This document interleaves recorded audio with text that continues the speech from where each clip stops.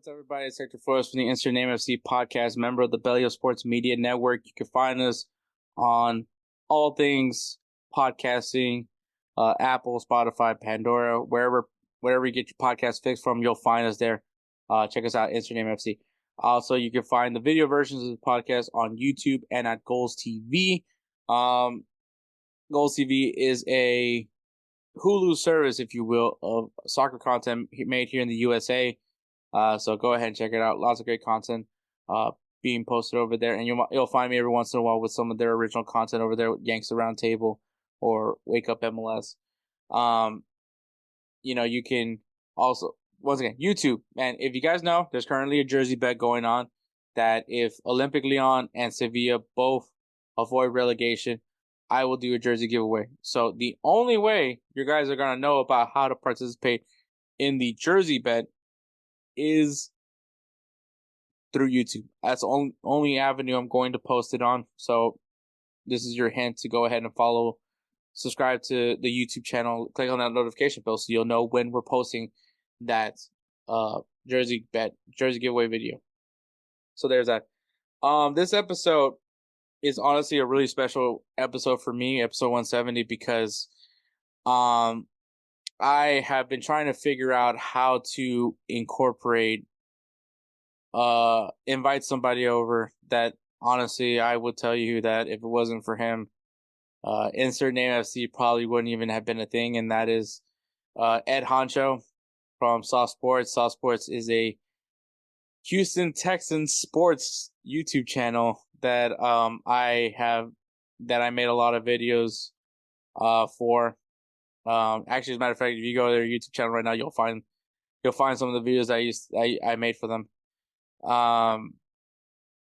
But it was really what gave me all the confidence to even pursue podcasting, and so I always wanted to know how I was going to bring Ed Honcho on, and I was like, screw it, let's just do the interview, man.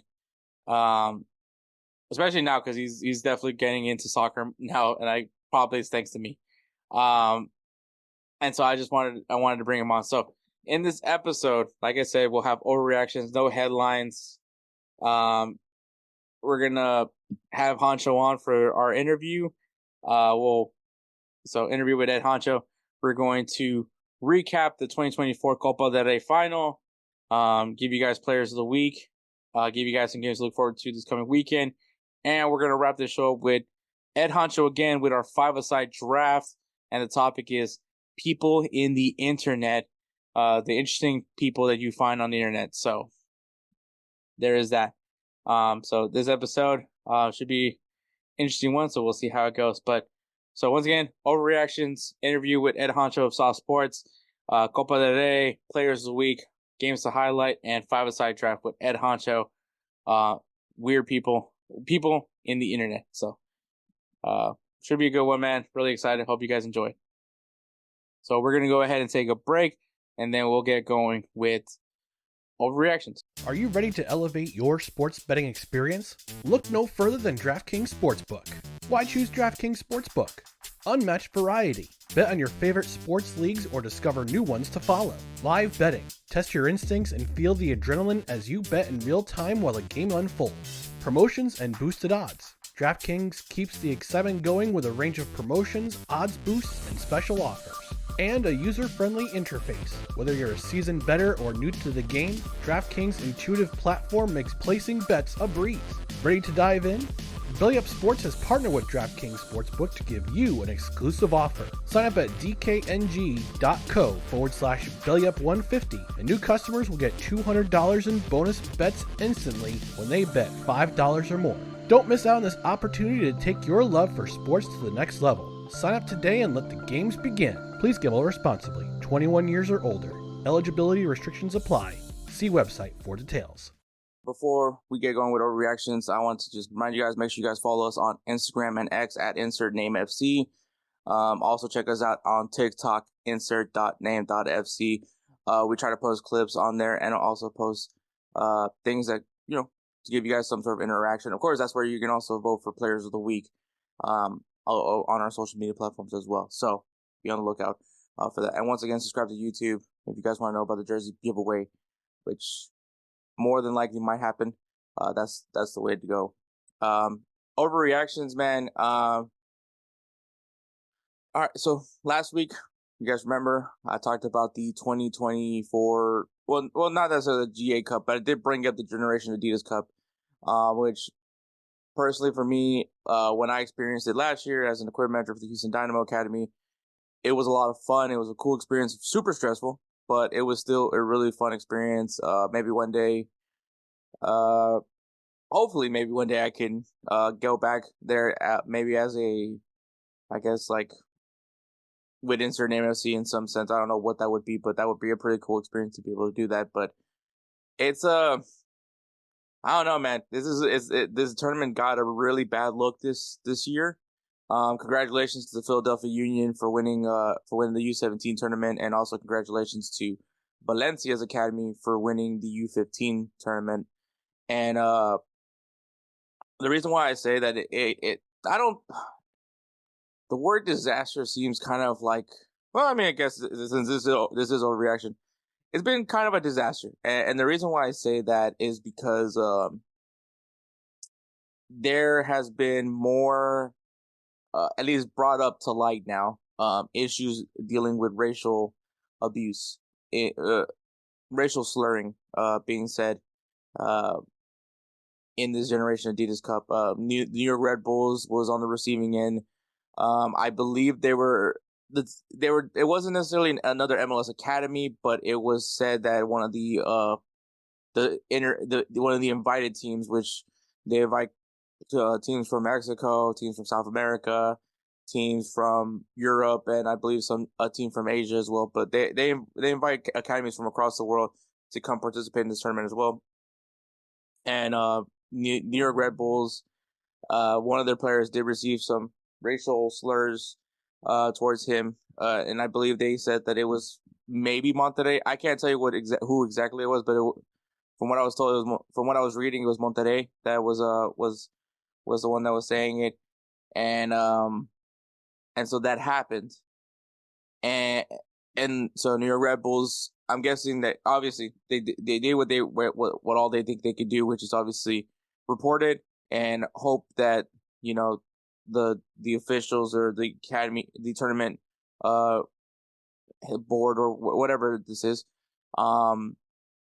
can make the right decision, which I would imagine would be just kicking the team out of the tournament.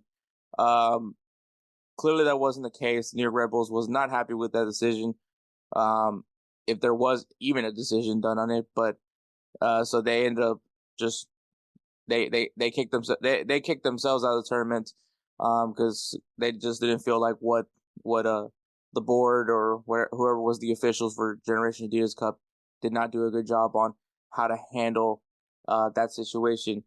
And obviously it's a tricky situation, right? Like because you're I mean, unless they're recording audio. I know they record the matches, and obviously there's games that are broadcasted, select games that are being broadcasted, but the games that are they're the games that are being recorded for film, for film, so that way they can study for the next game.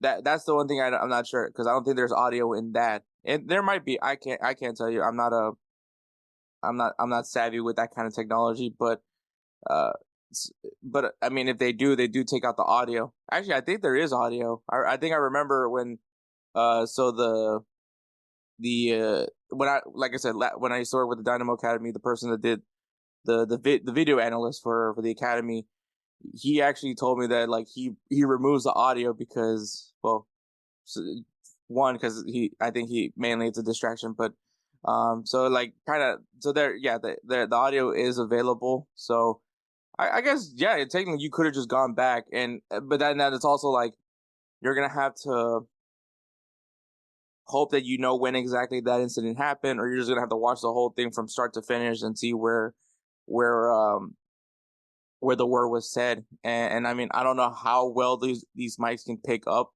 words. That would be a whole other thing. But do I feel like they did it? They even attempted it? I don't know, man. But obviously, if teams are using racial slurs, you gotta end it now. You gotta kick them out of the tournament, like immediately show that that you have zero tolerance for it, which is this is something that should literally have no tolerance for. And so it wasn't a good look on that part. And if you think it's over, no, it's not. So in Philadelphia, once they're in the tournament brackets, they were doing a really cool thing which was they were having like the teams, putting their names onto the next part of the bracket, which kind of basically copying March Madness, because March Madness does it as well. It's cool. I think it's great for social media and all that, but I'm not trying to diss that in any means. I thought that was a really cool thing to do. But what happened was, so Philadelphia Union, they eliminated Flamengo, and so when the Philadelphia Union players were ready to put their team name on the bracket, Flamengo rolled up. I mean, rolled up. They rolled up deep to, obviously, definitely not exchange of words. They just went right into it. So Flamengo actually posted something on their social media stating that that their players were on the receiving end of racial abuse,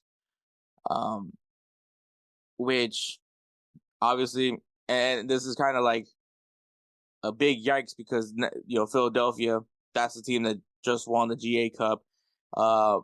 They have Caden Sullivan there because obviously being the highly touted American prospect.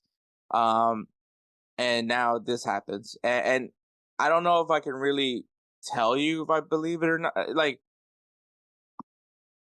you have to do your due diligence and make sure everything's right. We'll see what happens after this, but if it really is going on, then not only is international teams saying racial slurs, but also MLS academies are also doing this. You got to make a statement. I don't know if you revoke the Philadelphia Union's MLS GA Cup and give it to LA Galaxy, or you just, there's no champion for that. But there's a statement needs to be made by Generation Adidas and by MLS Next, because there should be zero tolerance of this, like at all. And I actually know for a fact that there's a list of banned words in the rule book. So there's certain words that you're not allowed to say. Well, those one of them. And you have to, if you're gonna have these banned words, I would assume there's some racial slurs that are in there that you can't say either. So it definitely needs to be addressed. It definitely needs to be corrected, because this could probably could be something that could end the Generation Adidas Cup, which is insane to think about, because like I said, I think it's a really good tournament. There's a lot of big names come through this tournament. For instance, Enzo Fernandez was participating in this tournament when he was the academy player. Gio Reyna was part of this tournament, did participate in this tournament as well. So there's at least something to note about this tournament, that it would really suck to take this away. And especially the cool thing about having the opportunity to face off against an academy of a different country, seeing how that style of play is done, how that academy is run, is also, to me, like, it's an interesting factor. But yeah, it's disappointing. I would tell you personally, I'm not particularly a fan of Flamengo's academy, and I don't say that trying to like take a shot at Flamengo, but it was because I personally had a very negative experience with Flamengo's academy. When last year when I was working with the Dynamo Academy during the GA Cup, we had a match against Flamengo, and Flamengo's coaching. So what the Dynamo's Academy likes to do is or at least they wanted us to do what they wanted us to do last year, was they wanted us to have the equipment manager, the athletic trainer, and some members of the coaching staff get there early to do two things. One, set up the field for warm up, so everything's all ready and presentable by the time the head coach and the academy players are there. So it just easily just, they go in, put their cleats on, and they're warming up.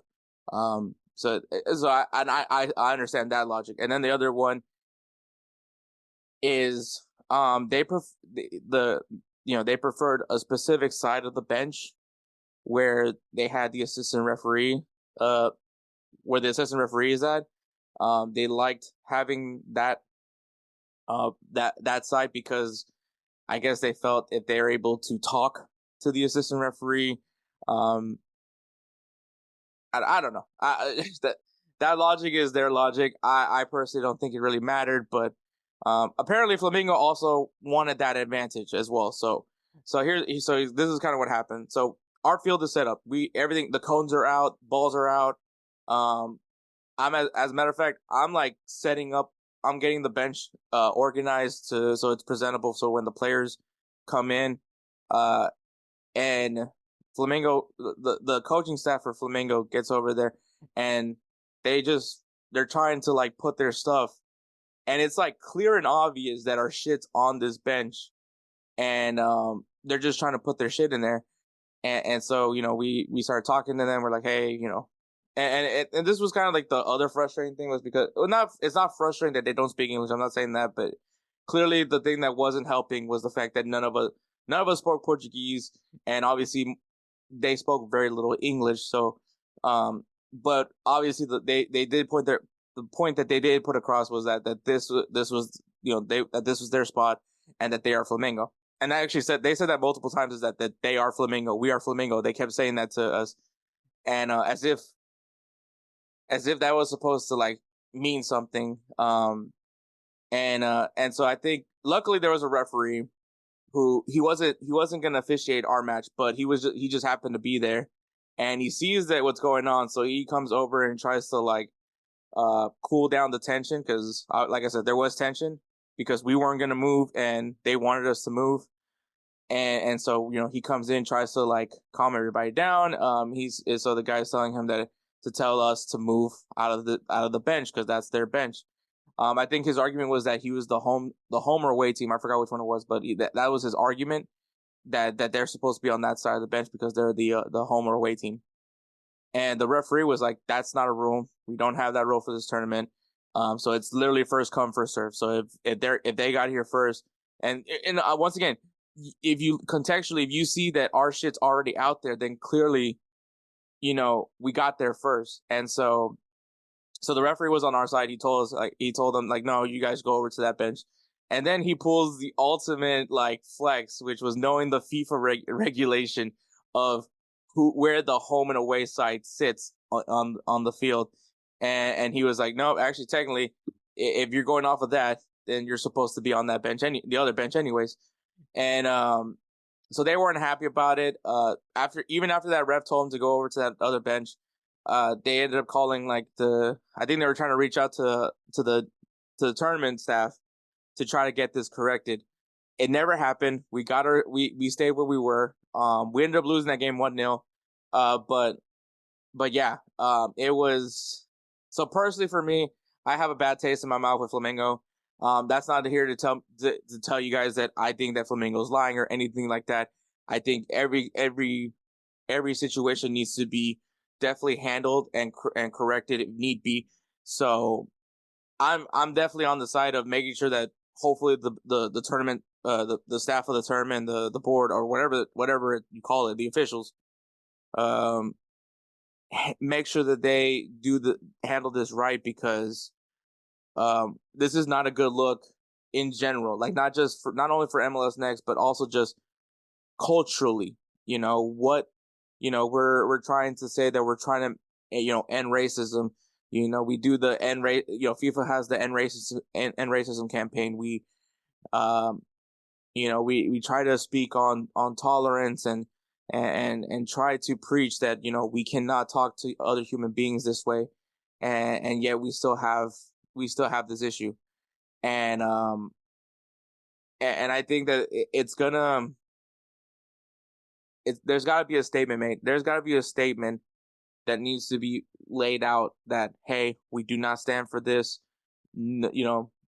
if it's found to be true, that players from the Philadelphia Union said racial slurs over to the players of Flamengo, it definitely needs to be addressed.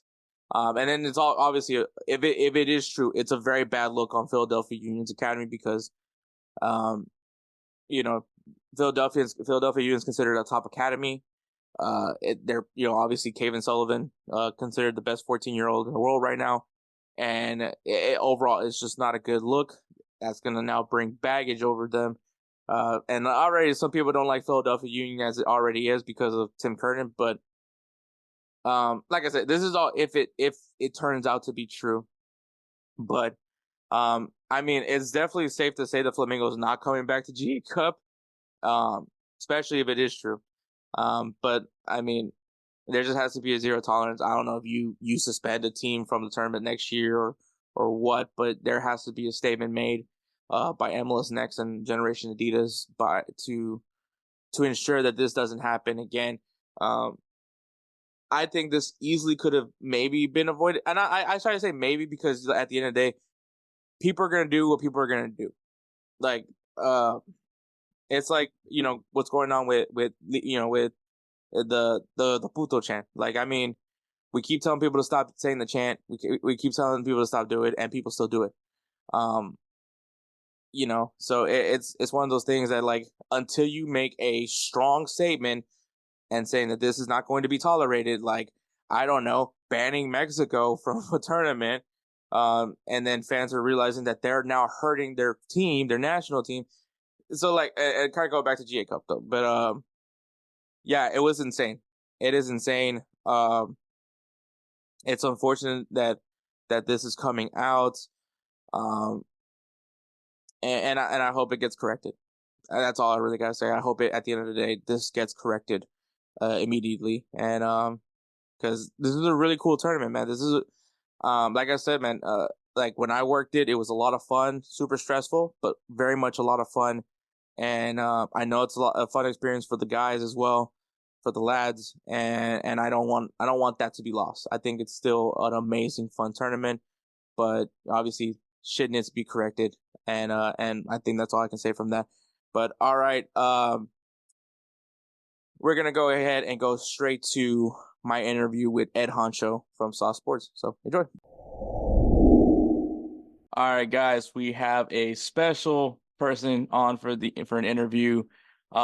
Personal friend of mine, and honestly, I would tell you if it wasn't for him, I don't even think Insert Name FC would have actually have happened.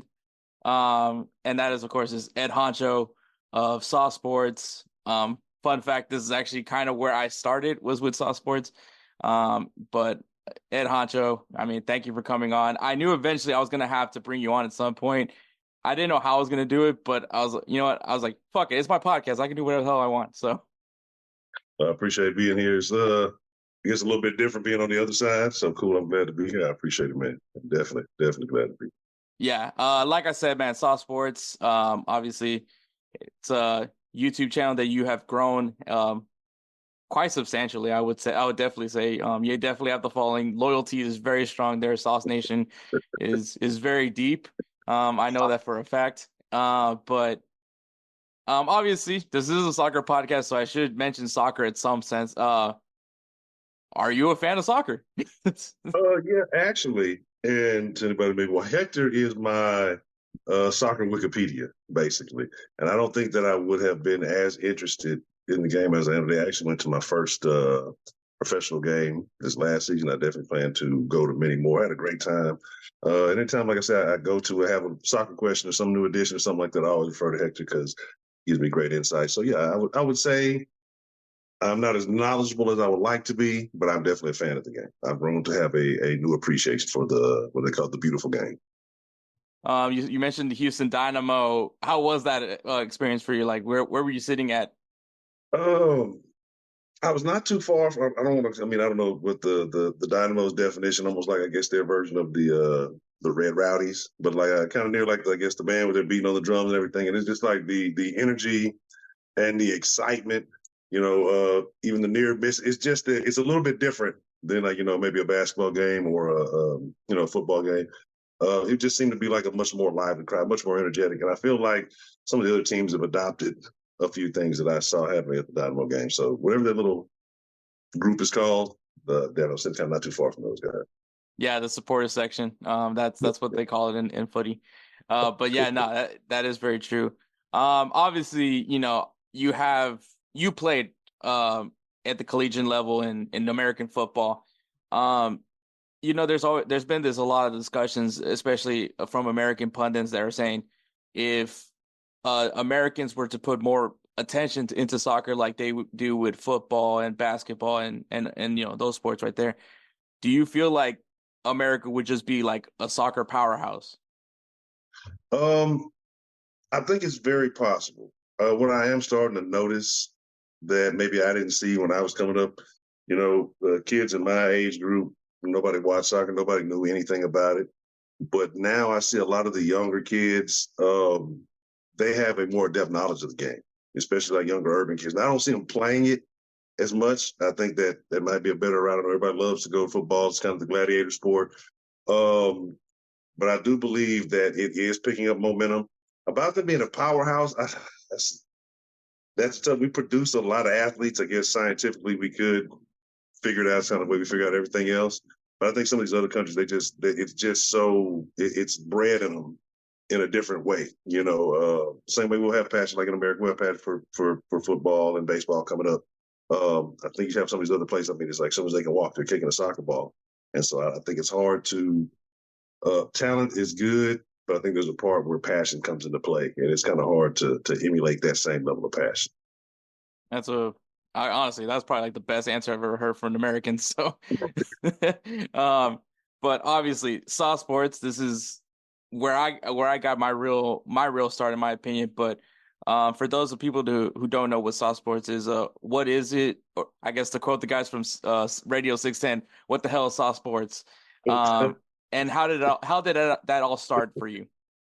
It started over a bowl of cereal and probably half a blunt arguing with a friend of mine. It was we were having a conversation.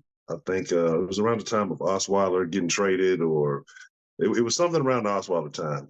And me and a friend of mine, we were actually I don't know if we were on a Google call, and he said some really, really outrageous stuff. And for whatever reason, I decided to record the conversation. And, a couple of more conversations after that, I'm just like, hey, why don't I put these out? Whatever happens, happens. They were real sloppy. I was eating a bowl of cereal. Definitely insulted a lot of other teams and their fan bases. And people started to, I guess, gravitate towards that and just kind of took off from there. The whole concept was really like I wanted to be like a conversation amongst friends. I won't say I'm not a professional person. I guess there's room for professional things when necessary. But I don't take sports as overly serious as some people do. I enjoy it. I love it. It's a part of all of our lives. But at the same time, it's a game. And so I feel like I wanted the discussion to be like, hey, if I'm at a bar with friends or if I'm hanging out at a friend's house, we're barbecuing, just watching the game, just shooting the shit, talking shit. I wanted the conversation to be more like that, more of an exchange of opinions, more so than me just sitting here telling you, oh, this guy's great, this guy sucks, you don't know what you're talking. I think everybody's opinions when it comes to sports, everybody's going to like people for different reasons. So I think that everybody's opinion is valid. And so that's kind of where the special ingredients things come from. And it's kind of, it's more of a community thing than so much of maybe a channel, in my opinion. Yeah. So, obviously around this time, Texans YouTube, I guess you can, if you want to call it that, it wasn't necessarily very predominant in any way in the YouTube space. And I think obviously you're getting this traction now. You're getting this this following. At least you're seeing something starting up with Saw Sports. How did it come to be where you started finding the guys from the round table? I would say I was really looking for Texans content. And at first it was really difficult to find. I don't know if the algorithm wasn't feeding it or what. But after I've been doing it for a little bit, I kind of was looking around. I was like, hey, I think maybe kind of the round table idea was there, but not necessarily, I guess, the round table. So I started looking at guys that I kind of saw what I like to call the OGs of the Texans tubers. And you start seeing guys like Spitz and Tenney, Mr. Mediocre, I think he was going by Sticky then. And I saw guys who were kind of putting out content a little before, and they weren't getting the same love either. And I figured, hey, maybe we can all kind of come together. Nobody has to agree, but we all have the same opinion, or we all are root for the same team, right? And you're getting a little bit of a variety of opinion. All these guys weren't necessarily the cookie cutter corporate types. It didn't have that feel of, we're trying to be analysts about everything. It just fans. It felt like, hey, these are real fans who are really passionate about their team, and they're going to speak honestly about it. They don't like something, hey, they're going to speak honestly. We're not going to sugarcoat everything. And so once I kind of came across a few different guys that kind of reached out and said, hey, man, this is kind of what I would like to do. I like what you got going on. I'm thinking maybe we can all kind of come together. Maybe we can create something a little bit different. And I would say that's kind of how, the roundtable was born. I think maybe a few guys started off from who were predominant callers into the sauce, and they just had a really good personality, and things just kind of meshed. I wouldn't say I knew anybody beforehand. I don't think anybody was really too familiar with each other beforehand. And I think it's kind of special because even with us all of us not really knowing each other, the way everybody kind of meshed, and the personalities didn't have for the most part, didn't have a real conflict, and we were able to come together and make great content, have a good time talking about something we truly enjoyed. Like I say, it's kind of almost like referring to the passion thing about soccer. We were all passionate about it, and so it became an enjoyable thing. So, that's just kind of how it all took place. Yeah, man. I would say when you reached out to me to join the roundtable, I remember the thing that when I got the vibe of at least what Soft Sports was, at least what it was going towards, kind of referring to a soccer YouTube channel, which is Arsenal Fan TV. It's a very big, popular YouTube channel specifically that follows Arsenal. And I always remembered that even though Arsenal, and I mean, I say this as a supporter of Arsenal, there's been a lot of shitty years. It's been rough as an Arsenal fan. And I think obviously people enjoyed watching the content because there's no one's watching what Manchester United is doing or Chelsea or any other teams in the Premier League except this Arsenal Fan TV, because these guys are going through the motions every single match. Arsenal wins, they feel like they can take on the world. They lose, they go down to depression mode, and so it was interesting that as I saw what Arsenal Fan TV was and seeing what at least my idea of what Soft Sports was going to look like, adding all these guys that, let's be honest, the Texans, while now it's looking exciting. Yeah. There was some dark times with this Houston Texans thing, and I would say I think maybe that was also a reason why people liked watching Soft Sports, was because when they're good, but when they're bad, it's gonna create I guess hysterical moments like people screaming in a car. But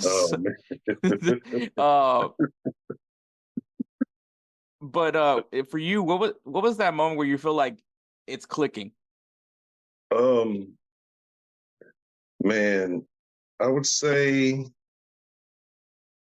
it was really when we first started taking calls and people were actually calling in. I guess to me it became real in that moment. So we put the sauce line up and say it would be after a game, and then you would see the line just going off and messages coming in, and you could tell that there was like an emotional connection there, kind of how you were saying that when they were up, the highs were there, and when the lows, they were there. But it was like sharing those highs and lows with the people, and then being able to give them a platform where they could truly speak their opinion. When you're passionate about something, you don't want to edit yourself, you don't want to hold back. And so when you hear people call in, they would be excited, like you said, hey, we could take on anybody, bring on anybody, and the next week get our ass kicked. Or you feel lost, get rid of Bill or get rid of, but you can feel how passionate people are. And that's when I kind of felt like, man, it's a real thing because people are connecting with it. They have that emotional connection to it, and they're actually happy to have something where, again, like they're not reserved. You can really let loose how you feel, and not be chastised for it, I guess. Yeah, it's Soft Sports has been a very unique experience for me, and the reason why I say that is because of that channel. And I'm not saying that we are in any shape or form celebrities, but I think with amongst that community, and that they're a part of it, because especially when they give you that double look, and Yeah. and they're like, wait a minute, is that's not Hector? That's not Hector from Saw Sports? And there's no way. And then they come up to you and they see you a little closer, like, oh my God, it's Hector. And then so they, then they start talking to you about how they love what we're doing with Saw Sports and like, oh man, keep doing y'all thing. Like I always like when I realize that's when I realized like, man, dude, this shit's actually kind of clicking. Like it's like especially for me being the guy that was working in sports, like it was happening probably more often for me than anybody else because I'm at the Astros games, I'm at the Dynamo matches, I'm at the Rockets, and I remember I actually hurt a Sauce Nations members' feelings when they found out that I wasn't a Rockets fan, and I was like, yeah, man, I was like, I never said I was, but Yeah. it was one of those. It was funny too because he's like, "Bro, man, it's not a great day for us," and I was like, "Us? Who's us?" And I mean, I guess Yeah. technically it was us because I mean I worked there. I was an employee, so I guess technically that does affect me in some sense. But it was just kind of a funny experience to have that. Um, but I mean, obviously, shoot, we went to a Texans game last season, and that happened to me, and they were like, "Hey, man, is Honcho here?" And I was like, "Actually, as a matter of fact, he is." And so we got that whole photo op with you and that guy. It was yeah, it's an interesting experience when we have us or when the round table's actually around in a public setting. I thought it was really cool having finally getting that meetup because it's kind of funny how you mentioned that you found all these guys to build the round table and kind of see where it was gonna go. And weirdly enough, it's like none of us have ever actually been in the same place. I mean, Yeah. until finally we you and me, we met up and played tri-ball a few times and of course but then finally having that moment where we're all in the same place finally in person, and it felt like we were probably like hanging out from high school and for what Exactly. it seemed like it was never awkward. And that just goes to showing how good of a scout you are when it comes to finding talent. And can't say I hit on all of them. We've had, a couple of say maybe a miss too. We won't dive too far to that, but I mean, yeah. But I would say for the most part, everybody good guys. It's kind of a family vibe to it, and that's why I say it's more like a community. And when I say with the Sauce, I always say like the other side of H Town because you have a lot of the kind of the corporate feeling. Even though we see some places kind of trying to change it up, definitely like to say Sauce had an impact on that because we've seen how some things have progressed with Sauce Sports, and then you start seeing other entities kind of change or emulate what we've done. But yeah, it's a family feel, man. And I think that's the one thing that we can't replicate. It's kind of for that other side, people who are more related to the blue collar workers, the guys who just maybe come from a different side. Like might not be playing golf at Kingwood. They might not be going to this, that, and third, but they still relate. They're still Texas fan. And that conversation, and sometimes we go a little off the rail, talk about a little bit of everything. They can relate to that. And that's what I like about it. And kind of when you mention seeing people out in public, that's a weird thing to me too. Because I can definitely remember, the first time that happened, the first couple of times, that it didn't seem real. It's like, hey, I'm just kind of speaking my opinions into a camera over here, and then you go out, somebody say, hey, I saw what you said, or aren't you the guy? And then especially the most random places. And sometimes I kind of worry, I talk a lot of shit. Somebody might fuck around and hit me over the head or something. Like I have no idea who these people are, but it is a weird feeling that it has become that. So obviously, Saw Sports, I believe you're on pace for 7,000 followers, I believe. Yeah, something like that. I think we crossed the 7. I think we crossed the 7. I think we're about maybe close to. I think we're almost as close to 73 right now. I think it was something like that. I want to say it's like 72, 90 something last time I checked. So we might be getting close to 73. So I mean, we've accomplished a lot in Saw Sports. You've accomplished a lot with Saw Sports, and obviously it's continuing growing. You have that Sauce Nation, which is there ain't no other fan base like Sauce Nation. They're the real Houston sports fans by all accounts. Um, you know, obviously, you've done so much, but clearly there's still more to come. And what are some future goals for Sauce Sports? Um, so I have one real big goal that I never tell anybody about, I'll allude to it, but it's something that I'm surprised nobody has done. And it's kind of bringing a couple of different things together that are related to the sauce that I would like to be a little bit more consistent. But I hate saying too much because of things that we've said that somehow gotten pilfered, and this is the big idea I have. But I would definitely like to have more in person, more of a meet, really kind of connect more with the community. That's definitely something I would like to get going more with the sauce. Because like I said, it is so much about the fresh ingredients, being able to maybe not even necessarily call them meet and greets, but just outings, events, and just kind of be able to associate with the real sports fans of Houston a little bit more. Because like I said, I don't ever really look at myself as necessarily a YouTuber, or I guess a podcaster or whatever you want to call it. But it's just, I always say we're fans talking to fans. I would like to definitely, that's something I would, especially this year, this season, I would like to get more hands-on with the fans, doing a lot more with the fans. I think it's kind of the direction I would like to take the Sox this year. Yeah, I think they would definitely appreciate that. Definitely, that would be actually pretty cool for like, first game of the season, go meet up at a spot.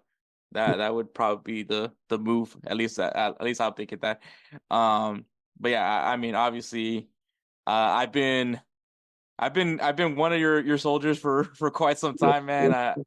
Uh, I made a lot of content, and it's like weirdly enough, I think if it wasn't for that, I don't think I would have even gave myself the confidence to create what I have now with Insert Name FC. And obviously, I give that all to you for that, to give me that kind of confidence.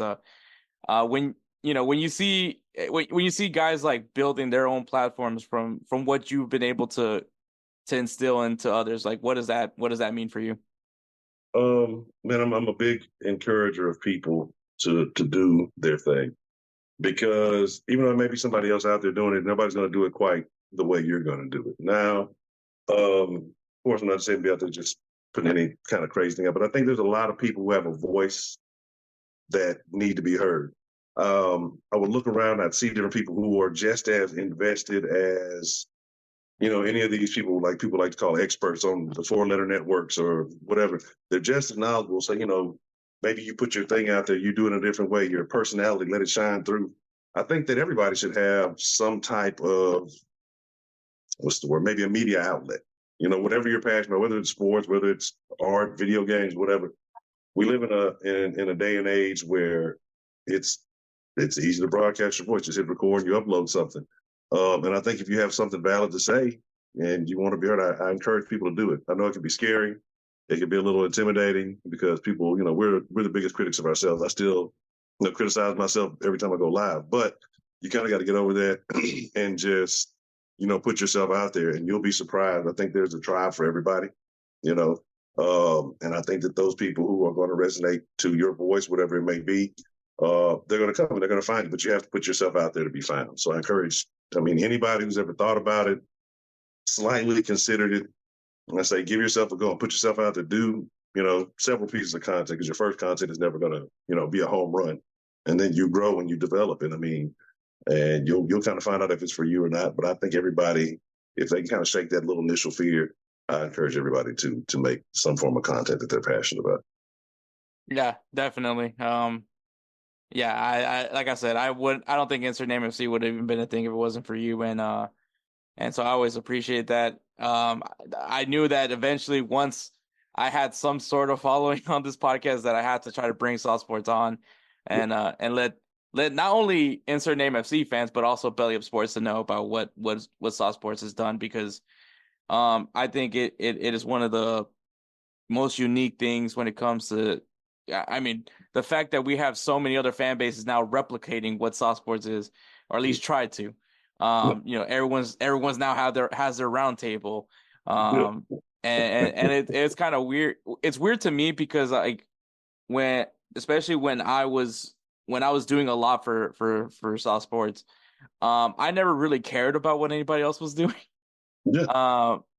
Not that I was like being like arrogant or anything like that. It just, it's like all I care is like kind of similar to like when you're going on YouTube and you're trying to find content for things you care about. Like I give a rat's ass of what Steelers fans are doing or what Carolina Panthers fans are doing. All I care about is what's going on with Houston. And so I thought it was when I started seeing, oh man, they got a round table now. Oh, they got a round table now. I was like, oh man, Honcho's over here like Oprah Winfrey, just giving everybody the round table opportunities. Um, Yeah, but well, I don't think that's it's kind of weird too. I'll be honest, I used to kind of get a little annoyed by it, but like I said, I'm not the inventor of the roundtable concept. It's just kind of weird that nobody was doing it in that way. And then after doing it for so many years, after certain points where that certain things were made widely known, right? We've had little opportunities here and there whether they were capitalized on or not, but that people knew what was going on. And then after that, well, hey, I want to do the same thing too, and I want to make the exact same name or kind of do things in the same way. And then that's kind of frustrating. And it's not like, hey, I'm not saying you have to pay homage or anything like that, but it's just weird to do it in an environment where that already exists. But to me, it just says, hey, we were ahead of schedule. We were definitely ahead of time because, like I said, now everybody's doing it. Everybody's popped up with some form of roundtable. And we've already been doing this, 5 or 6 years ahead of the time that these came out. So, like I say, initially it was annoying, but it's just like, hey, do whatever you do. It's still not going to be the way that we're operating over here. It's not going to mesh the same way. It's not going to be the same energy. So, I just kind of, it's whatever. yeah, man, I thought it was obviously I wouldn't say it's like a high point personally for me because of just how it ended out. I don't know if you want to talk a little bit about what happened with Fox, but Oh, yeah. oh Yeah. well, so one of the funniest things that I thought what happened with Fox was when their team was asking you questions about our setup. Yeah. Like, I guess that you did some things that they didn't even know was a thing. So I was just like, man, we're talking about like a professional, TV channel.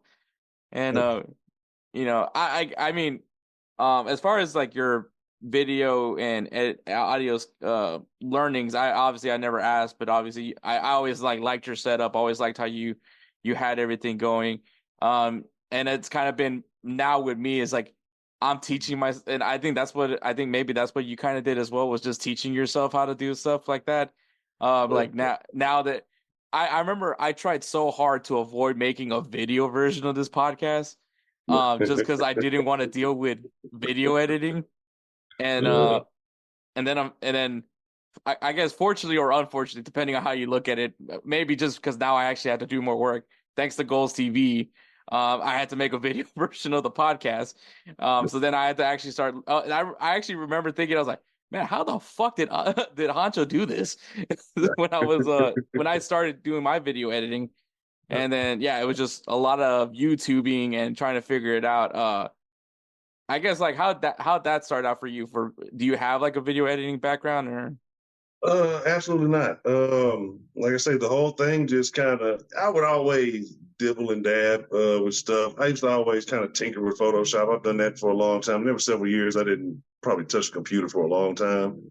Um, and then, like I said, once we kind of got going with the sauce, and that's kind of why I kind of prefer to stream more so than do recorded stuff. I'm in the same boat. I got to cut this out and fix this and edit this and clean this up. But yeah, it just as I kind of would pick things up, I just get more familiar with whatever service I was used to, kind of get more familiar with like OBS or XSplit and different things. And I just take the time out and study. It's something I'm interested in. Anything that I have to be hands on with digital or the physical aspect of computers. I do have a passion for working with computers, so I guess that helps a little bit. But yeah, and so once I kind of started seeing that what was able or what could be done from home, and you could basically you can make the same thing they're doing on television from home. So I kind of became more and more passionate about trying to add more things.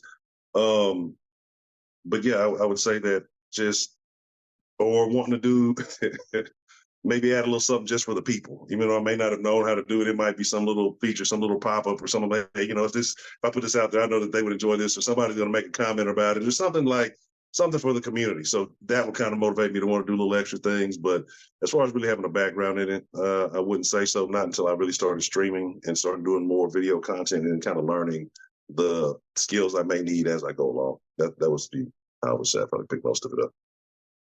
Yeah, speaking like a true podcaster, YouTuber, right there. Um, but yeah, man, Honcho, like I said, I'm gonna keep saying this over and over again, but Insert Name FC wouldn't have happened if it wasn't for you and Saw Sports, where that all really it all started for me. Oh man, So it was in you the whole time, man.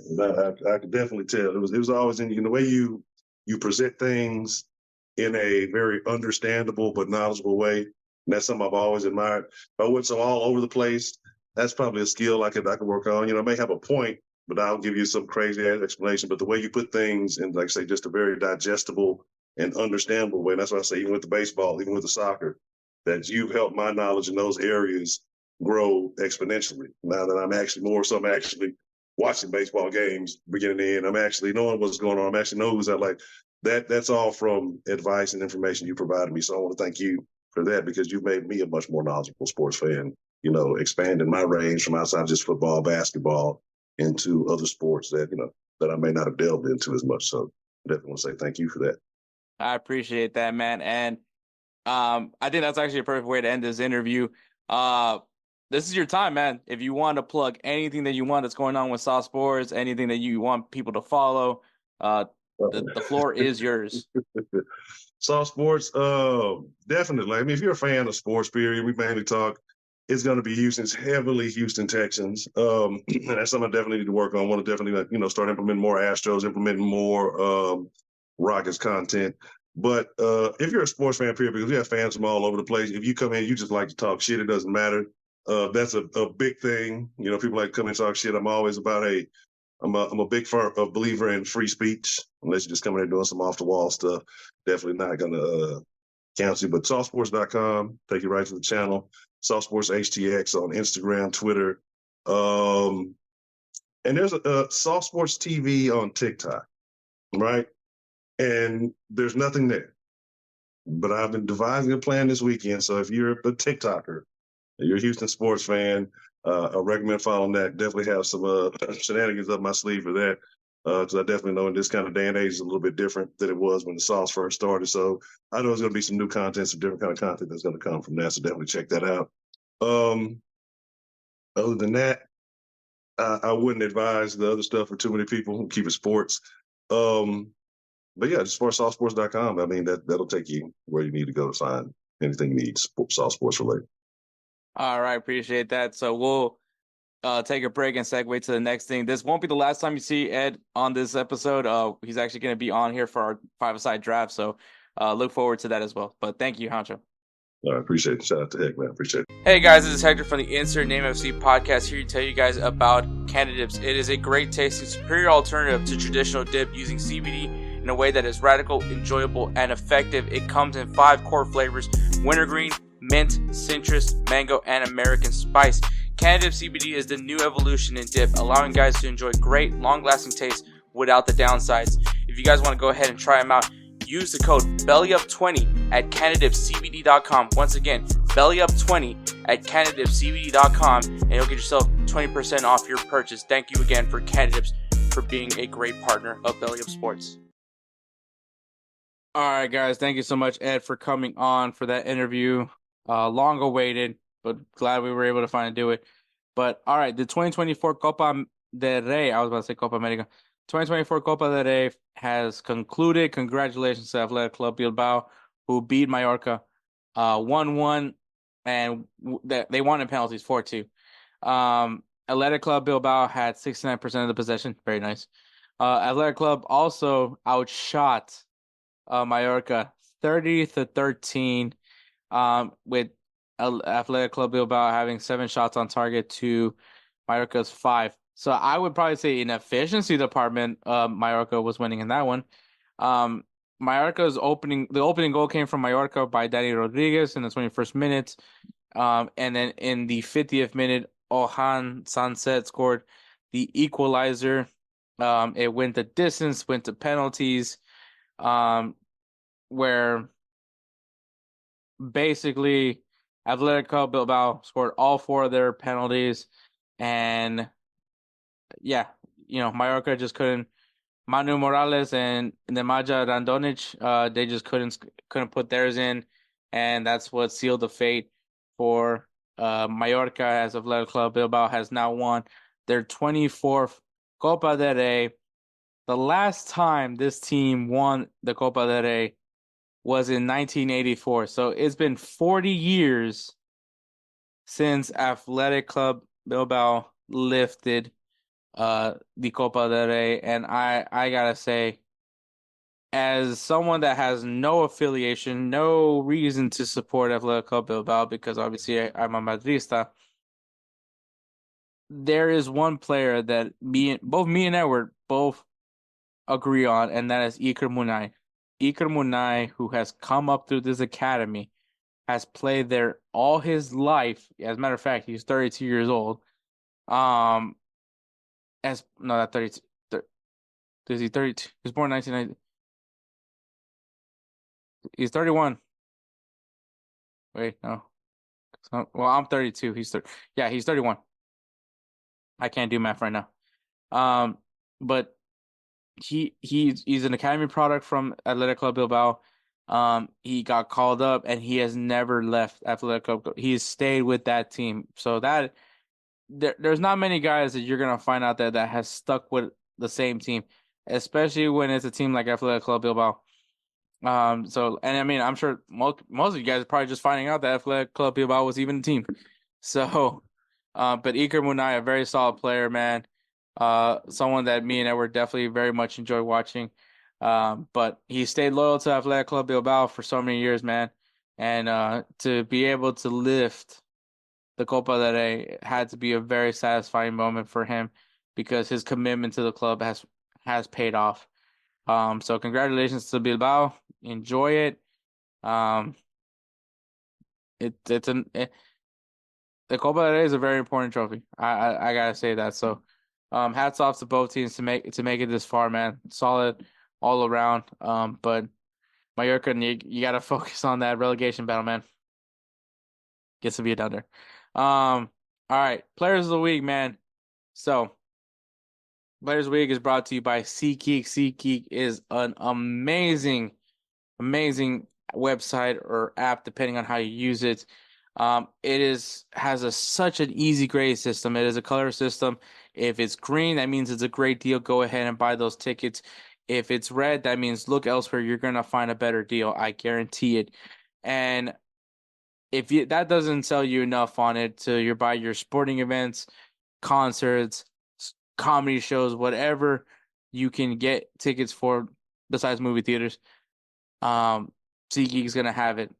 So if you guys want this deal to get a little bit more sweeter, for your first purchase at SeatGeek.com, if you use the code BellyUpSports at checkout, it'll save you $20 off your first purchase at SeatGeek.com. Thanks to you again, SeatGeek, for being the presenting partner of Players of the Week. All right, Players of the Week. Edwards' Player of the Week is Kevin De Bruyne, who scored 2 goals and assists in Manchester City's 4-2 win against Crystal Palace. KDB, man, since he came back from injury, has been him. And my Player of the Week is Yacine Adli, who provided 2 assists in AC Milan's 3-0 victory against Lecce, which won a great game by AC Milan. Also, shout out to Christian Pulisic, who scored another goal, making him the most goals scored by an American player in Serie A history. The Captain America is just continuing to lead the charge, man, so much. But congratulations to Kevin De Bruyne and Yacine Adli for being our Players of the Week. If you guys go ahead and check out, especially specifically the post, if you're looking at on X or any other platform, there is a link on the post. Go ahead and check out that post because it has every single Player of the Week contestant. You can give an extra vote to these guys to improve their chances on winning the 2024 Roosevelt Spencer Player of the Year award. We're going to stop announcing Players of the Week by December, so you guys have time to vote as many additional votes to a player. And then if need be, we'll do, if we have like a tie between 2 players, we'll then do our Player of the Year vote. But if it's not necessary, we won't have to do it. But yeah, so there's that. So once again, congratulations Kevin De Bruyne and Yacine Adli for being our Players of the Week. Once again, check out SeatGeek.com, man. Use the promo code BellyUpSports to save yourselves $20 off your first purchase at SeatGeek.com. All right, guys, we got some games to look forward to this weekend. We got Minnesota United taking on the Houston Dynamo. Houston Dynamo. Sorry, I had to do it. So go ahead and check it out. I will definitely be invested in this game. Vancouver Whitecaps versus LA Galaxy. LA Galaxy just put up a stinker against LAFC, man. After all me hyping up Big Brother, you guys kind of fucked me there. But we'll see how they bounce back against the Vancouver Whitecaps, who won their derby against Toronto, I believe. Liga MX, we got America versus Toluca, two teams that are doing very well in Liga MX right now. And the battle in Monterrey, Tigres versus Monterrey, Rayados versus Tigres. This is a fun rivalry. I love this rivalry. It is so heated, bro. If you guys haven't been watching Liga MX, please watch this game. Please watch it. Like I used to hype up Super Classico a lot when I was younger, but like let's be honest, that rivalry isn't the same as it used to be. But Monterrey versus Tigres, both these teams are doing really good right now in Liga MX, man. Watch this game. I'm telling you, get your popcorn ready. Gignac, Brandon Vasquez, dude, it is going to be a fun game to watch. Go ahead and check it out, man. It's gonna be a good one. In Ligue 1, we got Strasbourg versus Stade Reims and Lyon versus Brest. Brest, obviously, currently in second place in Ligue 1. They're not going to win it. They're not going to win the league in any by means. But it's just fun to see a team named Brest finishing in second. Versus Lyon, the team that I also have on the jersey bed. So we'll see how that goes. Bundesliga, we got VfB Stuttgart taking on Eintracht Frankfurt and Bayer Leverkusen versus Werder Bremen. If Bayer Leverkusen wins this game, they are officially the champions of the Bundesliga, which will mean Bayer Leverkusen, for the first time in its history, will have won the Bundesliga. So, just watch it. They're currently undefeated. They still have yet to receive a loss this season. So that is also riding on the line for them. A chance to secure the Bundesliga title. So just get ready for that one. In the Serie A, we got Torino versus Juventus, the Battle of Turin. It's an intercity rivalry. We'll see how that game goes. Usually it's pretty juicy over there. And Bologna versus Monza over in the Serie A. And Ligue 1, we got Atletico Madrid versus Girona. Atletico Madrid obviously trying to get into a Champions League position for this season. So Girona, definitely a team that can help improve their odds as well as drop a few points for the other side. And Athletic Club Bilbao taking on Villarreal. We'll see how they respond after being donned the champions of Spain in the Copa del Rey. In the Premier League, we got Newcastle United versus Tottenham and Arsenal taking on Aston Villa. So we'll see how Arsenal answers to Emi Martinez. So hopefully we get a win. But all right, those are the games. Obviously, there's so many games to watch, but if you guys need a beginner's guide, here you are. Some matches to look forward to this weekend. All right, so we're going to take another break, and then we'll wrap the show with five-a-side draft. Righteous Felon Craft Jerky is the official jerky of Belly Up Sports. For over a decade, Righteous Felon Craft Jerky has led the American meat snack revolution by concocting delicious, adventurous, U.S.-sourced jerky recipes for uncompromising carnivores across the country. With 15 different flavors to choose from, Righteous Felon has all jerky lovers covered, and by using promo code BELLYUP, you will get 15% off your purchase at RighteousFelon.com. Do your taste buds a favor today and rip into a bag of Righteous Felon jerky. All right, guys, five-a-side draft. The topic is weirdos on the internet. Not just weirdos on the internet, but just people that you find on the internet. You know, that internet can be a positive place, but also can be a dark and scary cesspool of it's the internet. So you're gonna find some interesting characters on the internet, and I thought obviously we got Ed Honcho here. He has to deal with a lot of that stuff because not only do you have Soft Sports, but you also have the Den. So you do have some very colorful people on that as well. So basically, it's very broad. It's just the types of people that you see on the internet. Could be social media, could be those, what's it called, message boards, all that kind of good stuff. So definitely, you're gonna have some very unique people in any of those categories. But Honcho says he wants the second pick. He loves the back-to-back pick option. I mean, Nick Casario has been Nicky Scissors, if you will. Definitely does some of that, some of that shenanigans. So I guess he's you become a fan of the Nicky Scissors now. A huge fan. I'm trying to. If Nicky Scissors Casario writes a book, I'm going to be first in line to buy it. I'm going to be knocking at him, sneaking into the Texas State, trying to get to his office. I'm going to want an autograph because Nicky is ahead of the game. I was very hesitant on him at first, never down on him, but man, the guy made my life great at this point right now. So definitely a fan of Nicky Scissors. Yeah. All right. So I get the first pick, and my first person peeper on the internet is, and I think this is like a whole new level of simp when you maybe simp or chained. I don't know what it is, but it is the shared profile guy. Yes, definitely.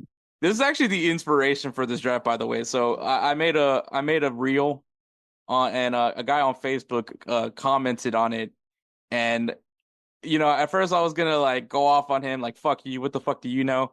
And then I saw his the profile and it said Evelyn and so and so, and so I was like, you know what? That man's gone through enough. But I mean, this is he's got a miserable life. He's one of those guys. Like I don't know what it is with you with what you think, Honcho, but I think the share profile is never the guy's idea. No guy in their right mind would come up with this.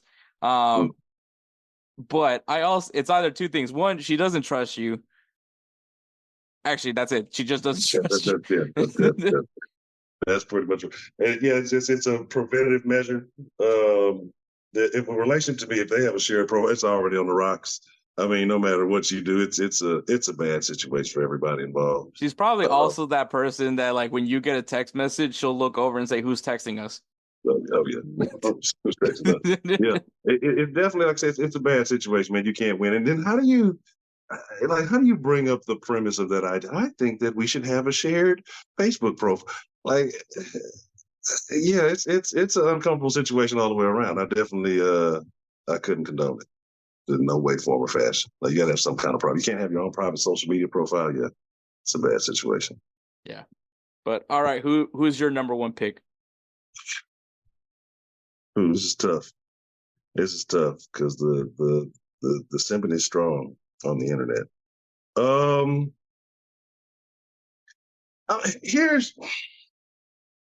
Here's my guy. I guess you could say, because this is something I see a lot. Because I'll be on a lot of message boards, or I would say message board, a lot of like combat sports sites, videos, things like that you catch.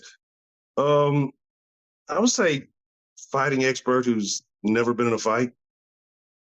The guy who just knows everything. That he should have did this. He's a world-class trainer, but actually has no credentials. Those guys are the guys that kill me. And I see it on every video. It's somebody, you see like I saw a guy who's actually a world-class boxer. I want to say he's from the Philippines or something like that. And you'll see people all in the comments, but you should do this and you should do that. And your technique is, this guy has gold medals and you got rusty nails in your tire. I mean, like, how do you have the audacity, again, a person who's probably never been in an altercation in their life, to go somewhere and correct people who've actually done it? That might be my number one. I think that's the thing that frustrates me a lot lately on a lot of stuff that I've been saying. Yeah, there's like a level of confidence and delusion, I think, when it comes to that, when you're going on a message board and especially if you I'm not even saying just like professionally fight, like not even ever fought, experience what a punch in the face feels like. It's a bold statement. What was that guy's name? I can't remember. It was a guy, and he used to go in the gyms just challenging people. He was a white dude, and he would like, yeah, you want to fight? And he would set up these little weird matches, and people didn't really take him serious. I can't remember his fucking name, but he'll go into a gym. Somebody might be working out, and like he'd give him a pair of gloves and be like, hey, you want to spar? You want to fight? And he was serious, and people kind of thought he was joking, and so they fight with him a little bit, but he's going hard. He's giving everything he's got. And I want to say, like, one day either Mayweather or Roger Mayweather, one of his dad or somebody ended up fighting the guy. and kind of beat him up kind of bad. And but he just I can't think of his name for shit. But he used to go to random gyms and say he was like 137-0 and just say crazy stuff. But that's what I think. That's the guy I think of every time I see the people on the message boards talking about, oh, you got to do this. And you look at their profiles and they look like the nicest person you've ever seen in your life, or just somebody got picked on in high school, some type of situation. Like when Johnny Knoxville fought Butterbean on Jackass. Oh man. Yeah, I don't think people realize like that the TV and videos have made people a little too comfortable. To feel like it's just you can just say whatever. People need more experience in life, I think. Yeah, I don't definitely. think they say it. All right, your second pick. Second pick. I feel like we've been leaving the ladies out of this. And there's definitely some cringe activity going on with that. I'm gonna tell you when it comes to the women. When it comes to the women, I hate it, and there's kind of no escaping it because they have their own little tribal rituals or whatever. But the women who come on the internet and complain, I don't know if you've seen this thing recently. The lady that went viral like on TikTok for telling a story about some guy she married during COVID. And it drew this huge following. But anybody who kind of paid attention is like, this is a self-inflicted situation that you easily could have walked away from this. You didn't have to be so involved. But now that's kind of started this chain of women who get on the internet and they just tell, and half of them are lies. They get on there and they just tell these outrageous stories, and people sit there and soak it up, and then they send money, they comment, and then they only find a couple of weeks later the woman made the story up, but it didn't really happen. So I don't want to say like internet grifters, I guess you could call it, or internet beggars maybe, who make up these big crazy sob stories, and then somehow they end up getting a payday off of it. I see a lot of that taking place all over the place. So I've seen people go to these events. It'll be like a all-star game or whatever's going on, and then don't have any money to get home. They get on there and they'll start crying, and people will support their bad habits. I think I'm the type of person I feel like maybe you need to let them suffer a little bit so they don't do that again. So the next person doesn't do it. But when you do it, and now somebody sees somebody's eating or getting a bunch of money from it, so now you just have this chain effect of people crying, mainly women, crying about their problems on the damn internet and people supporting that shit. That bothers me. I thought you're supposed to have those kind of things in private. Yeah, I think that there's like a difference between, it's like honestly like it's a little too real sometimes when they do that, where it's like I don't know if I even believe this now, like because the whole thing with those outrageous stories is that while it starts sounding a little bit realistic, there's that moment where like okay, that now this is just there's no way that all of this is happening now. Where I think I saw one where someone was like, yeah, like my boyfriend died and then my mom died. I was just like, what is this, like Manti Te'o? Like, just,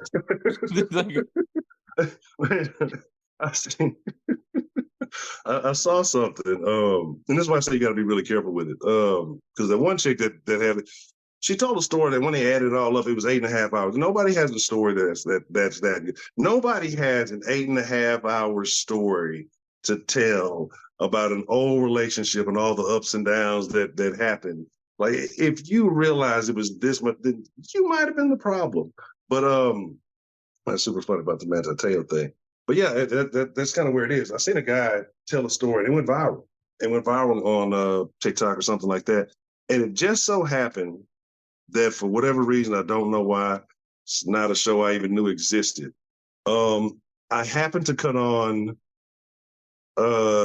Judge Steve Harvey. And Judge Steve Harvey is a million fucking show. I didn't know he had a judge show. And so I cut on, let me see how bad this could be. And by coincidence, or I don't know what it was, that story came on, and I'm listening to the same story I'm listening on Steve. It's about a lady and her cousin, and her cousin's basically holding the urn hostage because she gave her cousin money to get her aunt cremated, right? And so the chick didn't pay the money back, so she won't give her the aunt's ashes back. And I'm hearing the exact, like, I don't know what kind of coincidence it was, but I mean, he's telling us, yeah, I just gave my cousin some money. But his story sounded really outrageous because of the cost that he was saying. Like, I recently had somebody cremated. He was like, yeah, it was like $7,000 to get it cremated. Like, the most expensive cremation I've ever heard of in my life. I mean, did you get like a magic urn with it or what? But as they were talking, and she was on the TV talking about it was like $2,300 or something. But the story basically paralleled what was going on. And then he started doing some fake updates, and he got a lot of attention for that. But that's why I look at everything now. People tell these stories, and most of this shit's fake, but they trigger people's emotions, and people get caught up in that shit, and they start believing it, even though we know if they would just kind of rationalize, hey, this doesn't make any fucking sense. But I don't know. I have no idea how it works. Yeah, those are insane. So my second one, and like this one hurts me a little bit just because, like, I mean, I am a nerd. But these people that like argue about like comic books on social media, it's just because, and I mean, weirdly enough, we kind of have like some of these arguments on the over in the chat for Saw Sports on the Discord, and it's just like the reality is there's just so many storylines that no one knows what storyline you're talking about unless you go specific with the comic book series, which I'm not doing that because that's a lot of shit. But I also learned how, like, and I mean, as like now I'm going more into TikTok, and unfortunately I get down into that giant rabbit hole where I'm like, crap, I've been sitting on this toilet for like 2 hours now. But there is like animosity between freaking comic book content creators, and I'm just like, yeah, I'm like, you know what? This is not like, I was like, man, like, what happened to just saying, hey, I like Superman? Like, it just, because that's where I was like, I really like this character. Let me read more about this character. And that's how I became, enjoying that. And then I was like, oh, cool, movie. I have never been a person that ever got mad that the movie was inaccurate to this comic series or anything, like, because I mean, once again, it's a movie. It's just entertainment value. Like, I mean, I would hope there's some things that is accurate to the character, but it does, like, as long as it makes sense to at least enjoy it, I don't mind it. I'm actually one of those few people that actually said Thor: Love and Thunder wasn't that bad. Which, I mean, apparently that's a hot take. Yeah, I don't think I saw that one. I think I missed maybe how many Thors? There's a bunch of Thors. I think I might have seen one of them. 3. Okay, I think I've seen like that. The first one, then there's Ragnarok, and then there's Love and Thunder. Okay, yeah, I don't think I've seen Ragnarok or Love, so yeah. Yeah, so it wasn't bad, and I think also, like, as I grow up, I'm like, you know what, I can see a kid like this. So, but yeah, comic book content creators is that I found out how toxic that environment is. More toxic than Tinny. So man, and speaking of comic book knowledgeable people, Tinny's a very comic book knowledgeable person. That might be the source of some of the toxicity. But yeah, it's the comic thing, and I read comics when I was young. I wouldn't say that I was just kind of head first into them. I probably read like all kind of offbeat ass comics, but yeah, that community is. I mean, because the guy I follow, I think Eric July, and I know he's kind of more, I guess, conservative or libertarian or whatever he is. And so I know like people have gotten all political about the comic books and gotten all mad, and you're not making these guys, you're not making these characters like this. And I've always wondered, like, it's a comic book. You got like, this is the place, if you have any place to kind of make the character that you want to, like, why don't you make them the way you want them? Or why do we convert this guy into this guy? Like, why don't we just, it's a lot of toxicity. There's a lot of stuff I don't understand. I guess maybe because I'm not head for, but I don't see it at all. Like, I don't understand why people get so personal about it. I'm kind of with you when they have the Superman versus Goku's, and you have these different crying people. Hey, Superman will get his fucking ass kicked, and Goku will spirit bomb him. And it's just like, I don't know. I guess may the best man win. I have no idea, but yeah, people definitely get extremely offended about that. Yeah. And my number 3 pick kind of relates with that, but it's the people that just can never let go of how a series ended or a certain storyline went. And also another show of mine that I thoroughly enjoy is The Office. I know people, either you love it or you hate it. Frankly, I don't give a shit. If you hate The Office, then that means I can watch more Office. But if you like The Office, cool, that's great. But there's a story, and actually, as a matter of fact, I was actually a pretty big fan of this Office podcast that they had going on, which was two of the actors that were in that show were like going through the series. They're both women. Not trying to say that it's bad because they're women, but obviously this last season does get a little, I guess you can say, controversial. Speaking because of like, I don't know, Hancho, if you've ever seen The Office, but or if you ever plan to watch The Office, but there's a storyline where Pam and Jim, which is obviously the two people that get married, the big love story throughout the whole show, where Jim has this opportunity to work his dream job working for creating a sports marketing business in Philadelphia. And this conflict arises where it's like, man, this might ruin their marriage. And it's like, and it obviously it ended it in a nice little bow tie where both are happy. They ended up he ended up stepping away from the job to like focus on his family. And then at the season, like the series finale, she ends up like saying, you know what, let's go pursue the sports marketing business at the end. So like everything just went hunky dory at the end. But this is, and most people, this isn't like, it's just everyone is so conflicted by that, where they're just like, oh, Pam's a bitch for what she did. Or, if my husband wanted to go for that, like I would support him all the way through, not be a pain in the ass. It's like kind of like, it's not like the writers of, the creators of this show is going to be like, they have a valid point. Let's redo this episode. So now everyone can be, it's like, they got you talking about it, which is great, which is exactly the point of what the show is. But that's like, they scripted it that way. And then also, a matter of fact, that one of the actors that's in that podcast, she is the one that plays Pam. And so she gets like very defensive. And I think which is funny because she had a say on how this story was going to go for them. And she approved this storyline. But I think what happened is that she reads all these message boards, and her character is like, people either love her or hate her. Like they either love or hate her character. And when and obviously you don't read the positive comments, you're gonna go to the negative comments. So she just reads all the negative comments about her character. And I figure if you're an actor or an actress, you have some sort of connection to this character that you've played for like so many years. So I get that. But it was just hilarious for like, it's like these people are getting super offended about this character, and then she gets offended by these comments, and it's like affecting how. And I guess she's also a very strong feminist. And so she starts talking. Like there's moments where I have to like stop listening to that podcast for a bit because I'm just like, okay, they're getting into their little wokey woke shit, so I don't need to hear this anymore. So I've actually taken a break because I knew this last season is gonna be probably a rough one to listen through that podcast through. But eventually I'll tough it through. But I mean, it was just like, but the people that just like have no time, like basically have all the time in the world to complain about this storyline. It's just like the funniest thing to me, because they're not gonna go back and fix it. It's just you're still gonna watch the show. It's kind of funny, like, and that's kind of a thing to me. And that's what probably ruined a couple of shows for me when people have been so mad about how it ended or something happened, and then they say it, and then it's like, nah, well, I guess I'll never go watch this show now because I know how it ends. Sorry, because it was a discussion we were having the other day. Matter of fact, you mentioned then we were talking about the Sopranos. I've never watched the Sopranos.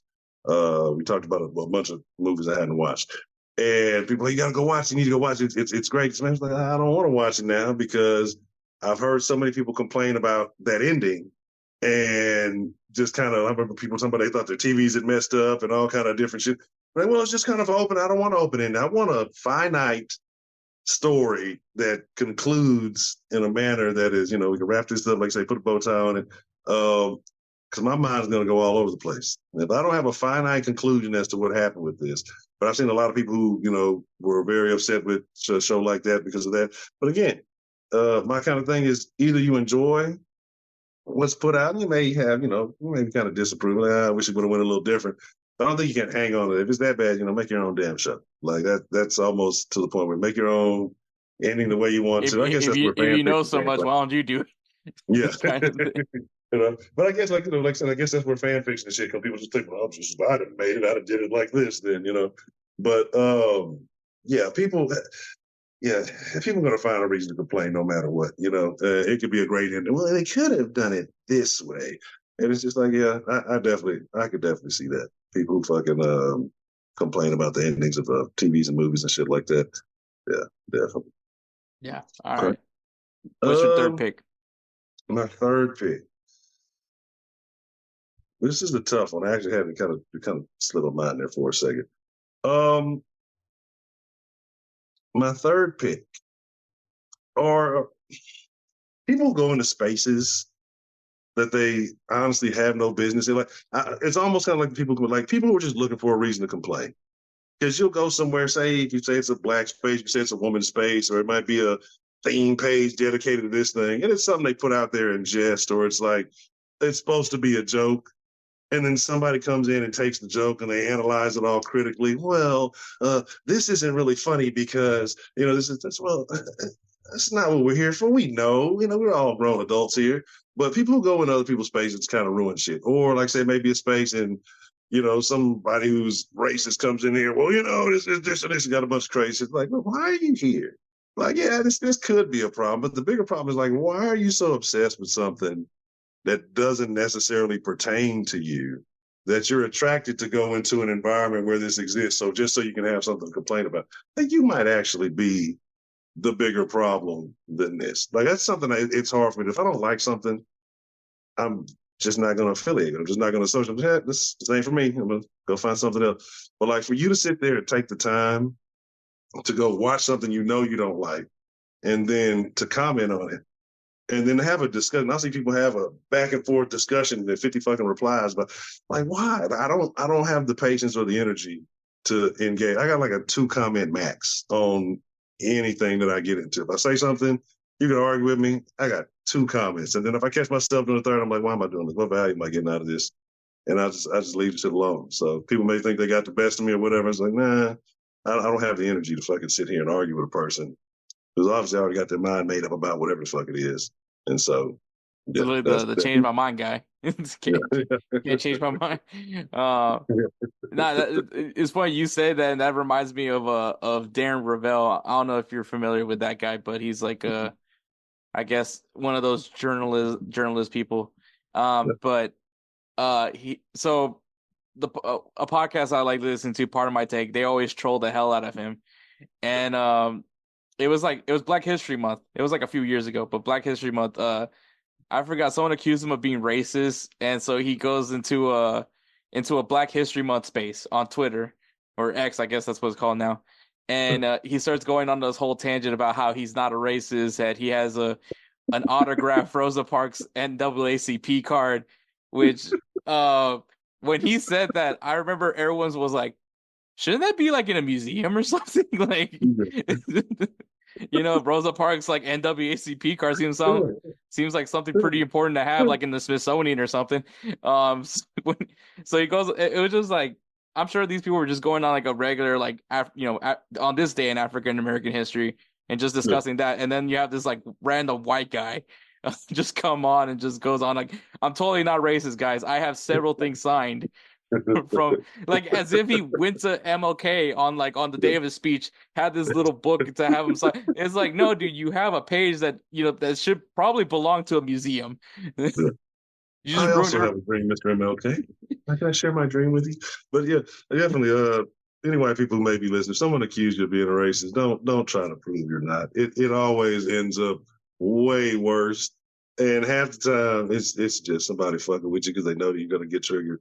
I see it happen all the time, and then people try to overcorrect for being accused of being racist. Just go with the flow, because you'll never. If somebody truly believes you're a racist, you'll never prove them wrong. No matter what you can say, you could be the motherfucker that signed the fucking Emancipation Proclamation. They wouldn't give a damn. Like you can't. So just don't waste your energy. Accept it and keep it pushing. Yeah, but that's fucking funny. Like, but yeah, that's what happens a lot when somebody calls me. They try to fucking overcorrect that shit. That's fun. All right, what you got for number 4? Number 4. Let me see here. This is. I feel like being the misogynist that I am, I got to make sure I take a few shots at women, since people claim I am a woman hater and all of these things. I wouldn't want to let I wouldn't want to let any of my haters down. So there's this guy, and again, it's the actually, I'm gonna say that one for last. So getting kind of back to the TikTok rabbit hole thing, the person that I hate the most, or one of the people that I hate the most on the internet, are the people who leave you with the cliffhanger video. They'll make like some vague statement when you've watched the Blue Eye, forget something juice, and then there's some weird things, and it's like, well, what happens? Like what takes place? I need it, and now I don't know. You don't give any kind of clues or any kind of insight. Then you got to go to the comments, and then you got to scroll through all these. But it takes you maybe 5 or 6 videos to finally figure out what the fuck is going on. And like this is what I went through for because I wanted to hear this person's vague take on whatever. I get that a lot. Don't know why. Fall for it almost every fucking time. Usually, and I won't say usually, I'd probably say about 45% of the time I'm disappointed. There's been a few things I've stumbled across that are very interesting. I recently stumbled across this thing about gay classes, and yeah, I've been in that rabbit hole for quite some time now. And the worst part now, your algorithm is just going to be that. It's but what's super funny, because I started a TikTok for the Den the other day, and it's all in Spanish. Everything is Spanish. It's all like Edgar haircuts and Spanish fashion, quinceañeras. It's rodi like it's not rodeos. What do they call them? Like the dance, like everything is Spanish. They're speaking Spanish. I have like no English. And I'm like, well, I haven't even really liked anything on this page, but for whatever reason, I guess it's decided that I'm Hispanic and everything is in Spanish on that page. So I got to figure out how to alter that algorithm a little bit. But yeah, the people who leave the unfinished stories, they bother me more than anything. It's almost like with the show. I need a concrete, and like I'm watching this video, I want to know beginning, middle, or climax of the story, end of the story, so I can go on and enjoy my day. But yeah, when I don't have to do my own research, I'm not a big fan of it. Yeah, I totally get that part. I think for number 4, and this is always where I see like I'll say this is specifically in sports, but whenever an athlete gets injured, and they post it on social media, there's always this there's always a fan of another team that comes in and says, "Hey guys, blank fan here. Just want to say sorry for the player's injury." And it's just like, and it's like, okay, cool. Like, we can all agree, the injury, whatever injury happened, and it was very much unfortunate. But I just think it's funny that this person's like, I have to go into this post and share that this fan base is behind this fan, as if this is like the gatekeeper of this fan base. So like, I always just thought the hey, blank fan here. Just wanted to. So I always thought thanks for blessings, Mr. Blank fan. We got your approval. We can move forward now. That's literally how I feel when I see that. It's just the, hey, you're just here to share my thoughts on this topic. So I always like that one. And then my last pick, man, this. You know what? I'm gonna say it. The No Sabo kids. It is like, I get it. I grew up like I ended up forgetting how to speak Spanish at one point, but I ended up relearning Spanish. But like, it's like, if it bothers you, one, frankly, I don't care. If you don't want to learn Spanish, cool. If you do want to learn Spanish, great. It doesn't affect me. I think Honcho understands. Like, if it doesn't affect me, I frankly don't care. Yeah. So like, also the whole me speaking 2 languages gets me more money is a myth. I'd have yet to have ever seen an extra bump in pay because I speak Spanish. So, or maybe just because like everywhere I work at, everybody speaks both of those languages. So maybe Spanish isn't as useful as I think it is. But like, I have nothing against a No Sabo kid by any means, because I went through it. I get it. But it's just like, people are gonna make fun of you. That's at the end of the day, because like, that's what happened to me. I got made fun of for being a No Sabo kid. Like, I couldn't speak Spanish. Sometimes I didn't understand what they said, so I just nodded and waved. But I mean, like, there's only two things you can go from there. Either you go and learn Spanish, to get better at it, or you just F it, don't care. And it like so for me specifically is the no kid defenders, the ones that are just like I'm still Latino. Like language isn't just the only thing that makes me Hispanic. It's like it's definitely a big chunk of it, but but I get the understanding, the logic at least. But like I mean, you're still Hispanic no matter what. But just know that the language is part of the culture of that group of people. Yeah, definitely.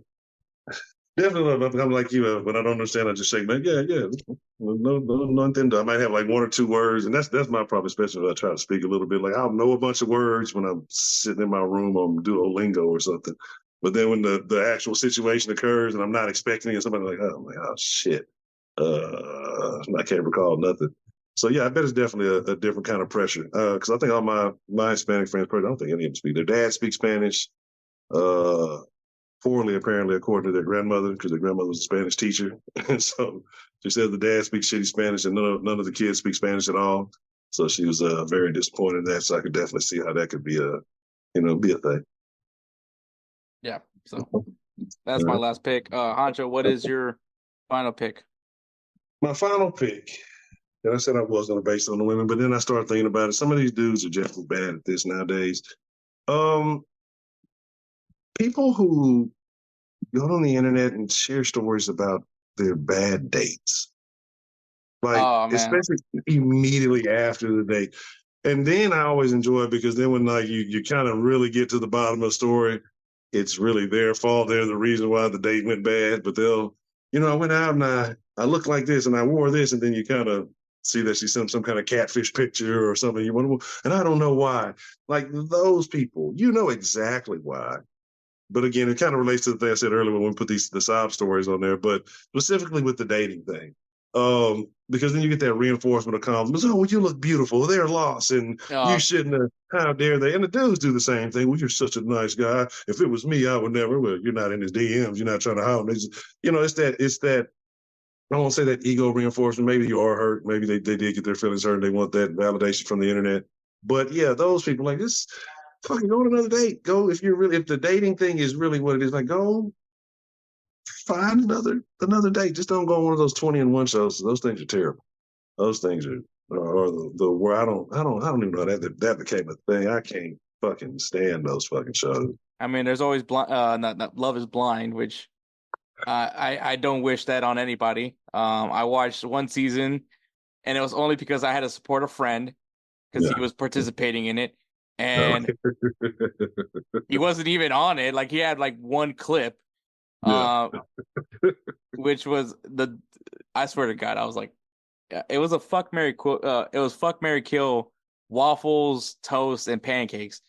I was like, well, yeah, you definitely weren't going to marry anybody from that question. So I actually watched that show from beginning to end because I was like, maybe he'll pop up. No, he never pops up ever again. And I was like, this was the biggest waste of time in my life. This show is stupid.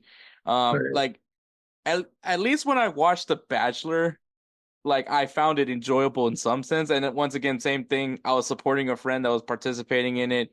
And I actually found it even more funnier for her because so they sent the place that they went to go explore before they went to their exotic place was Cleveland, Ohio. And it was funny as hell because like when they're like, yo, pack your bags, ladies, we're going, we're gonna go leave. And they're all thinking California, New York. No, we're going to Cleveland, Ohio. Like that's where we're going, is going to Cleveland, Ohio. So and then she gets eliminated in Cleveland, Ohio. And then they're like, pack your bags, ladies. We're going to Costa Rica. And so I'm like, wow. Yeah. That was it's one thing to get fucking eliminated, but get eliminated in Cleveland of all places, like Believeland. That would leave a scar. That would leave definitely scar on my romantic adventures at that point. Yeah, I don't watch, but honestly, I don't think I've watched. I'm not gonna lie. I saw a little bit of the Love Is Blind thing, and the premise was kind of crazy to me because I'm like, it's a lot of risk going on there on the other side of that wall, you know. And it was just I forgot which one it was, but I remember it was one of them like, yeah, that dude is not gonna last. That chick, I can already tell. And I don't even know what happened. I think they went to some counseling or something. I don't think they ended up making it. But yeah, a lot of these dating shows, they come up with a lot of these crazy premises. Is it really that difficult for people to find happiness? I think people make shit way too complicated these days. It's just be. I mean, now definitely. Now these days, it's like nobody wants to settle. Which I'm not saying settle, but I'm just saying like maybe it's your expectations are a little too high. Is my thing. We gotta look at this definition of this word settle. You know what I mean? You get a nice lawsuit and you settle out of court. There's nothing wrong with that. Sometimes you might have to kind of treat some of these relationships the same way. You might get most of what you want. Just I mean, at this rate, like most people my age, if you don't have kids, it's like if you're not a single parent, so that's it's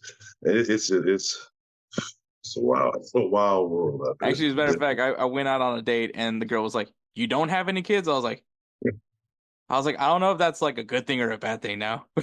You judge either way. You're judged. That's the thing. You're judged either way. You don't have any kids. What's wrong with you? Dick don't work. You shooting blank. What the fuck? What's wrong with you, motherfucker? Or if you do, you'll have the craziest thing I've seen is people with kids say they don't want to date people with kids, which is kind of weird. It's just like it's kind of double standard there, but. It's a wild thing out there, man. Yeah, I've seen both sides. Something got to be wrong with you if you're at this point, especially me. Like I'm not too far from the big 4-0, and don't have to. It's like, what's wrong with you? What's good? Oh, why you need to hurry up? Like, no, it's cool. Man. It's worked so far at this point. But then, like I say, you'll do have those people who, it gets harder and harder to find. I think the older you get. But I do see that there's kind of a wave of a lot of people, a lot of younger. Maybe I don't know that gen. What are there's so many different gens. They went to start using words that was like Z and Alpha or whatever one, whichever one of the youngest adult. I guess that's Gen Z. But there's a lot more of them are starting to not have kids. So I don't know. It might turn things around. Might even out. Might even things out here. I don't think too many of them need to have kids. Some of them are.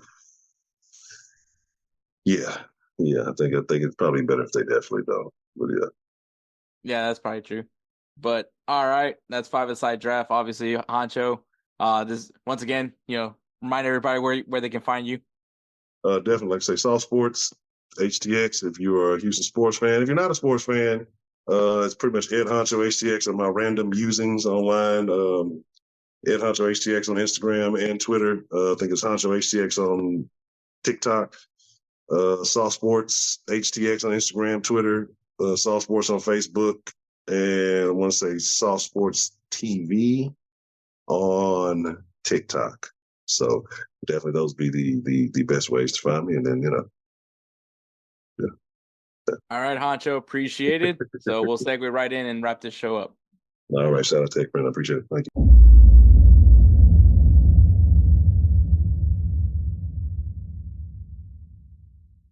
All right, guys, we're back. Thank you once again, Ed Honcho, for coming on to do the interview and also do 5-a-side draft, man. Check them out, Soft Sports, softsports.com, Soft Sports HTX on all things social media, man. Go ahead and check them out. Shout out to the Belly Up Podcast Network, man. Check them out. Website, BellyUpSports.com. Lots of articles being written. Congratulations to South Carolina on a perfect season. They went undefeated 40-0 or 39-0. They beat Caitlin Clark in Iowa and maintained an undefeated season. They went undefeated from the start of the women's college basketball season till the final day of the tournament. They are undefeated. Congratulations. And also, I never thought in my life I needed to see Darius Rucker holding a Modelo, but I know now I do. So thank you so much for South Carolina. You're not USC. Stop saying you're USC. You're South Carolina. Go Gamecocks. Also check out their BellyUp's Instagram and X at BellyUp Media and at BellyUpSports. Lots of great content there. Once again, lots of great articles being written. So there's that. I can't tell you who won I can't tell you who won the national championship game yet for the men's side. So congratulations to blank for winning. Congrats for winning the 2024 NCAA tournament. So we'll see what happens there. And shout out to GolzTV. You guys follow them on Instagram at goz.tv and the X at goz_TV. Check out GolzTV, goz.tv. Lots of great content being dropped there, especially for soccer content. So go ahead and check them out. Also, shout out to Roosevelt Spencer. Follow him on Instagram at that guy dope. Once again, at that guy dope. Yeah, man, we love Spencer, bro. He is the best. He does our beats, man. If you guys love our intros and outros, and you guys need some beat work of your own, go ahead and hit him up. Once again, at that guy dope. Shoot him a message, tell him that we sent you. He'll take great care of you like he always does with us. But thank you so much for listening to episode 170. I gotta say, man, to bring Honcho on, it to me was very important because, like I said, man, that man gave me the confidence that I guess I already had that I could do this. But it was cool to see someone actually like believe in me in that way. So it is a really special episode for me to do, to have Honcho on and just to, like, you know, see how far I've gone. I've gone from making, videos for him on Saw Sports to, now building what I have here at Insert Name FC. So this was definitely an episode that I would say is one that I cherish, and yeah, I owe this all to Saw Sports, man. I really do. So so thank you, Saw Sports. Shout out to Sauce Nation, man. You guys are fucking phenomenal. Definitely also supported me for a good time. Great supporters of me, man. Always help me to keep pushing with the content, man. So I really appreciate that, man. Hopefully you guys are also becoming Insert Name FC fans also in the process. So shout out to Sauce Nation and Saw Sports, man. The freshest fucking ingredients. Always gonna be a part of my life that I never regret. It was doing stuff for Saw Sports. So thank you so much, man. Thank you so much for listening to episode 170. Catch us next week for episode 171. Take care, guys.